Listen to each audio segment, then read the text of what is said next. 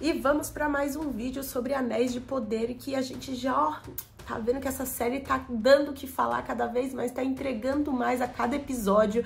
Gente, nesse episódio a gente já começa a ver os primeiros vestígios da queda de Númenor.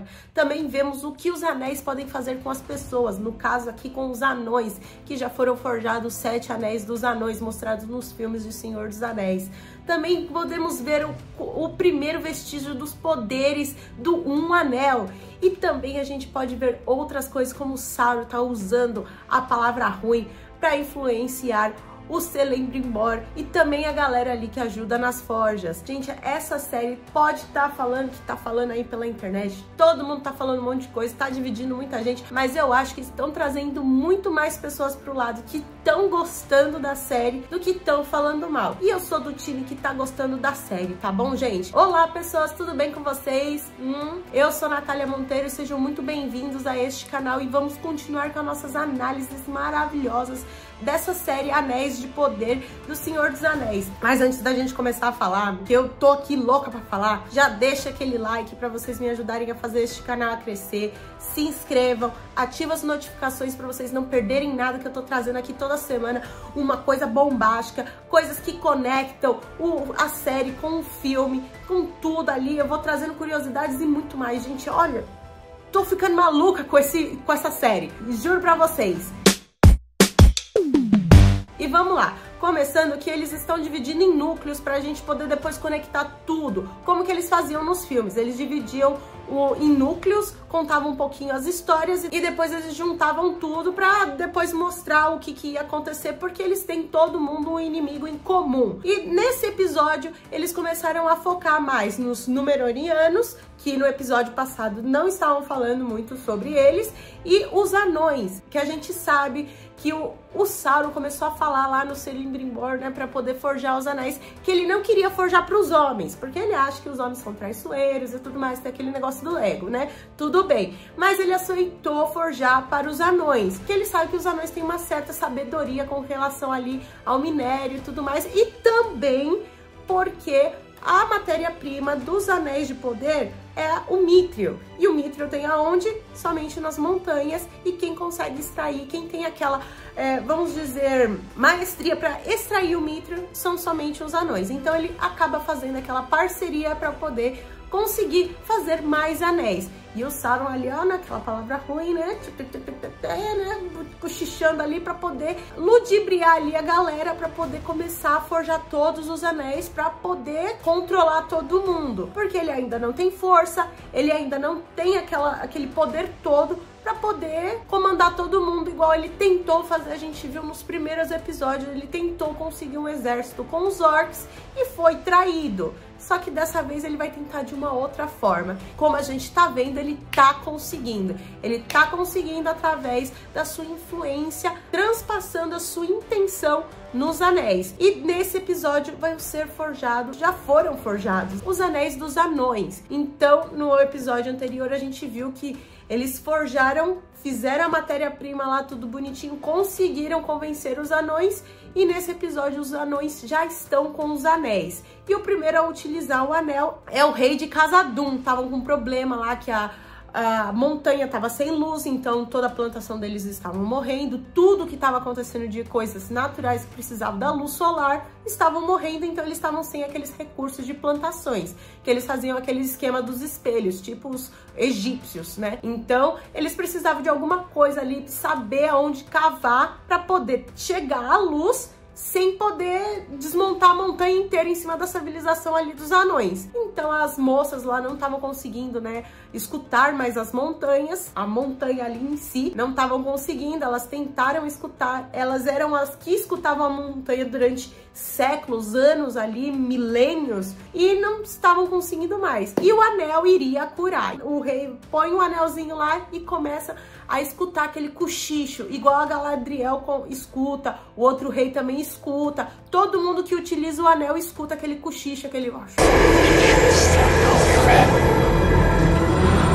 que falando alguma coisa de bom ali. E aí ele começa a procurar e manda a galera cavar num local ali. E eles começam a falar, não dá pra cavar ali, porque ali é um alicerce da montanha, se você cavar aí, pode ser que a montanha caia. E ele fala, não, cava aqui, e o cara começa a ficar meio irritado e fala, cava aqui. E aí o príncipe de Khazad-dûm vai lá e pede pra galera sair, pega o machado, dá pro rei e ele cava. O que acontece? Vem a luz solar do lado de fora, o rei chega e fala, quando eu pedir pra você cavar, você cava. Então ele começa a curar a montanha inteira, trazendo a luz de volta e deixando aquelas moças que eram uma tradição ali dos anões com a cara no chão, vamos assim dizer. Elas que conseguiam, elas que tinham um respeito muito grande ali por escutar a montanha, de ser algo sagrado ali, elas acabaram perdendo aquela autoridade, aquela divindade de escutar a montanha, que a montanha conversa com elas, elas escutam a montanha e elas passam, transmitem, traduzem o que a divindade da montanha tá passando ali para elas, pro povo ali dos anões. E elas perdem toda aquela credibilidade. Tanto é que a esposa lá do príncipe fica meio assim, ferrou, né? A gente agora não tem mais utilidade e tudo mais. E aí a gente vê que quando o anel é utilizado por alguém que não é tão sábio, vamos assim dizer, que não tem tantos anos de experiência igual os elfos, ele começa a influenciar mais. E no caso ali dos anões, começa a criar uma certa irritabilidade no rei. Então, se ele é contrariado, ele começa a agir de uma forma mais rude, grossa com as pessoas. Então, ele fala assim, se você não tá do meu lado, eu começo a ser irritado com você. E pra não contrariar, pra não deixar o rei mais irritado, porque o negócio, né, aí é uma monarquia, é aquele negócio, né, se você irrita o rei, coisas ruins podem acontecer, você perde privilégios, você perde um monte de coisa, né? Então, ali no caso, o príncipe, ele chega e fala, tá, eu vou seguir o que você tá pedindo, pai. Mas tem uma cena ali, vamos dizer a princesa, né? A princesa, porque ela é a esposa lá do príncipe de Khazad-dûm, ela tá procurando um presente pra filha dela, tudo bonitinho. E aí ela compra uma esfera lá, um minério todo bonito, um cristal. E aí acaba rolando aquele cristal pra um certo lugar. E aí ela vê que tem uma coisa estranha ali. Aí ela usa aquele dom dela, da voz, tudo pra poder escutar a montanha. E ela sente que tem alguma coisa estranha. Lembra que em vídeos passados eu disse que eles vão começar a cavar e vão acordar aquele demônio de fogo? Pois bem, né? Ali ela começa a sentir os primeiros traços do mal. Lembra que os anéis vão ajudar no começo, mas depois vão causar maior algazarra? Pois bem, ali ela começa a sentir os primeiros sinais das algazarras, do mal de dentro da montanha. Porque antes eles eram todos cautelosos aonde que iriam cavar, aonde que iriam chegar. Chegava um certo momento ali, as moças iam lá, cantavam, escutavam a montanha e dava aquele... não, aqui tá bom, a gente não continua daqui em diante. Já com o anel, o rei, ele começa a falar que ele não precisa mais sentir a montanha, porque ele começa a ver tudo o que tá acontecendo na montanha, começa a ver por dentro da montanha. Então ele começa a ver que onde eles pediam pra parar, dali pra baixo tem muito mais riquezas. E aí o que acontece? A ganância fala mais alto. Então ele manda o mestre da escavação cavar muito mais, trazer mais ouro, cobra também uma taxa do poder do anel, então as coisas de dentro da montanha começam a ficar mais caras, então inflaciona ali as coisas. E aí o príncipe conversa com a esposa dele, depois que ela escuta aquele episódio da montanha conversando com ela e acontecendo alguma coisa de ruim, ela até se assusta e quebra aquele cristal. E aí ele corre indo lá pro pai dele, chegando falando assim, peraí, para aí, ô mestre da escavação, não vai. Ele falou assim, pai, para com isso, para de usar esse anel, porque a minha esposa ouviu a montanha e disse que se a gente continuar mais e mais ali, o negócio vai dar ruim. E aí ele chegou e falou assim, não preciso disso. A gente não precisa mais delas. Então ela perdeu totalmente a credibilidade ali. E eu consigo ver tudo a montanha. Eu encosto na montanha, graças ao anel, eu consigo ver tudo, todas as riquezas, tudo que a gente não conseguia ver antes, a gente só escutava, agora eu consigo ver. Então eu sei que tem muito mais coisas ali pra baixo do que somente a que a sua mulher escutava. E eu preciso de você junto comigo. E antes, lá nos episódios passados, ele tinha descoroado o filho dele como príncipe. E ele quer devolver. E era uma coisa que o príncipe queria muito. Só que mesmo assim ele tentava, não é uma coisa na sensatez ali, blá blá blá blá. Mas ele acaba aceitando a coroa coroa de volta, mas assim, eu acho que eu entendo ali no caso dele, ele aceita a coroa de volta pra ele ter mais poder de novo, pra ele poder barrar mais coisas, porque como ele tava antes, ele não tinha poder nenhum. Aceitando a coroa, ele volta a ser príncipe e ele pode barrar mais coisas antes de chegar no pai dele. E ele fica muito preocupado porque o anel tá deixando o rei mais irritado, tá deixando o rei mais ganancioso, com uma personalidade que não é do pai dele. Ele conhece muito bem o pai, né?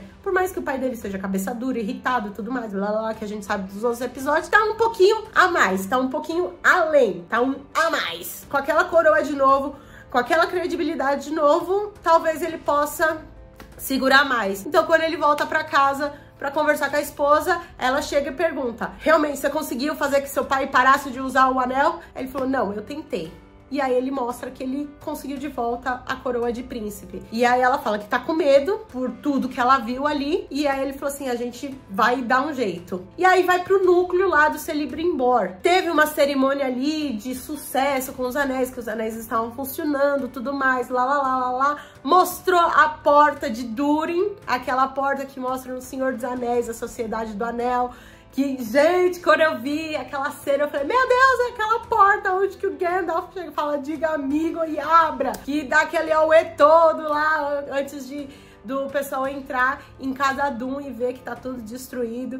E juro pra vocês que quando eu vi aquela cena e eles falaram, ah, somente com uma palavra mágica que representa a amizade, eu já falei, Melo! Foi muito legal. E aí a gente vê os primeiros sinais de... Primeiro não, já tava mostrando nos outros episódios mais um sinal de conexão com os filmes. E isso eu tô achando muito legal. Essa conexão dos filmes, a origem de tudo ali. E aí o Sauron fala que o Celebrimbor tá... vamos lá, político ali, que o discurso dele foi cumprido e tudo mais. E tenta convencer mais uma vez o Celebrimbor a forjar o anel pros homens. Que ele fala que ele precisa ser mais perfeito esses anéis. E os 7 anéis foram ótimos, mas eles conseguem fazer mais perfeito ainda. Eles conseguem melhorar mais ainda o poder. E pra isso ele precisa colocar 9 anéis, que ele vai entregar para os homens. E aí ele fala que ele não vai fazer isso, que ele não vai fazer parte disso. E aí o Sauron chega e fala, se você não vai fazer parte disso, então eu vou forjar eles sozinhos. Aí ele falou, ah, então tá, vai lá, forja lá o bonitão. E ele desce e vai mesmo forjar os anéis. Afrontoso, convidado, e ainda vai usar a forja da galera ali, ó, do cara. Mas ele é bem submisso, né? Porque deixa. Na minha casa, o cara deita e rola. Celebrimbor também é bocó. É um retardado. Tá na minha casa, eu falei, oh, a forja é minha, eu faço o que eu quero. Se eu não quero forjar, então não vai forjar. Vai arrumar o que fazer, rapaz. E nisso, eles tinham mandado uma carta no episódio passado, mentindo pro High King dos Elfos, que ele não ia mais forjar mais nada. E aí um dos anões, o príncipe, veio falar que tinha acontecido alguma coisa de errado com o anel, com a forja daqueles 7 anéis. E que ele ia ser distribuído para uns 7 mestres anões. E antes de ser distribuído para esses 7 mestres anões, ele falou assim que algo tinha dado errado naqueles anéis. O anel dos elfos funcionou perfeitamente, curou a árvore lá, tudo mais, curou a sua montanha também. O que deu de errado? Ele falou, então, é que meu pai tá meio irritado, tá meio estranho. O que aconteceu isso com os elfos? Ele falou, não, os elfos tá tudo ok, tem como ter erro, algo do tipo. Ele tem certeza que não tem erro nenhum nesses anéis? Bom, pelo menos dos anões? Ele falou, tenho certeza absoluta. Ele fala isso, mas ele fala com uma pulga atrás da orelha, porque ele não tem certeza merda nenhuma. E aí, quando ele chega lá, vai conversar com o Sauron, né? Que se tinha alguma coisa de estranha, se ele tinha colocado algum ingrediente a mais ali nos anéis dos anões. E aí ele falou que não, tava tudo normal, tudo lá, tudo bonitinho. Meu, ali... dá pra entender, dá pra ver, o Celebrimbor é muito inocente. Dá pra ver que ele tá falando de um jeito muito falciane. Dá pra ver que ele tá muito falciane ali. E aí, pra esconder que ele tá colocando as intenções deles malignas nesses anéis, ele chega e fala assim, tá... a gente colocou sim. A gente colocou um ingrediente a mais nesses anéis, mas sem querer. É que quando a gente fez os anéis dos elfos, a gente tava sem mentir, estava sendo honestos com todos e todo mundo. Já com dos anões, a gente tinha mentido um pouco. Mas eu menti? Menti pra quem? Ele falou, você mentiu pro High King. Você escondeu a verdade. E a sua intenção tá ali, nos anéis. Aí ele falou assim, e agora? E como que eu faço pra mudar isso? Aí ele falou assim, pra você mudar isso, você vai ter que melhorar os 9 anéis pra poder anular os 7 anéis. Aí o Selim Brimbó fica com aquela cara e caiu que nem patinho, né? Caiu que nem patinho nessa. Eu não cairia. Pô, como assim? Intenção. Se bem que pode ser, né? Porque todos vão lá na intenção, coisa pura e tudo mais, porque os elfos são assim. E numa dessas que eles estão forjando as coisas lá, tudo mais, antes de chegar todo esse auê todo, o Sauron tá forjando sozinho. E aí, uma das elfas vai fazer um design novo e ela fica invisível e vai pro mundo das sombras. Que é aquele mundo onde que o Frodo, quando coloca um anel, fica todo daquele jeito, vê tudo estranho, vê o mal em tudo. E é onde que aquela elfa vai quando ela tenta fazer... formar um novo anel, um novo design do anel. E ela fica toda assustada. E ali a gente vê o primeiro poder ali do um anel, que o um anel vai ter isso. Então, vamos dizer que os 9 anéis, uma das coisas que pode deixar os homens loucos, vai ser esse mundo. E vão acabar se tornando os espectros que vão servir Sauron. Então o cara tá fazendo tudo de cabeça pensada. Então Sauron tá ó, só na palavra ruim, ó, só na língua de cobra, só no veneno. E no menor, a galera já tá todo mundo sendo ali, ó, tudo sob nova direção. Nova direção, o cara lá subiu no trono, a rainha realmente foi destronada ali por causa da águia, só que foi interpretado totalmente de forma errônea ali. Totalmente. Aquela águia com certeza era pra mulher, né? Não era pra aquele cara. E aquele filho, oh meu Deus do céu, o filho daquele cara, eu tenho vontade de... Que vontade de socar a cara daquele mimadinho sem vergonha. Ai! Gente, dá poder pra quem não pode. Dá poder pra quem não pode, que fica insuportável. Ai, que vontade de socar a cara daquele cara. Nossa senhora, que ódio que me deu dele. Muito ódio me deu daquele cara. E aí, tá lá, sob nova direção. E aí, quem era leal à rainha, o que eles estavam fazendo? Tirando as patentes, tirando todo mundo ali que era leal, que poderiam ser contra aquele cara, com razão. Colocando gente nova no lugar. Até o capitão perdeu o posto do capitão. E aí a filha... Puta, que filha... Filha maldita. O cara dá comida, roupa, tudo. Dá tudo pra menina. Educação. Deixa a menina lá estudar uma das universidades mais ferradas de Númenor.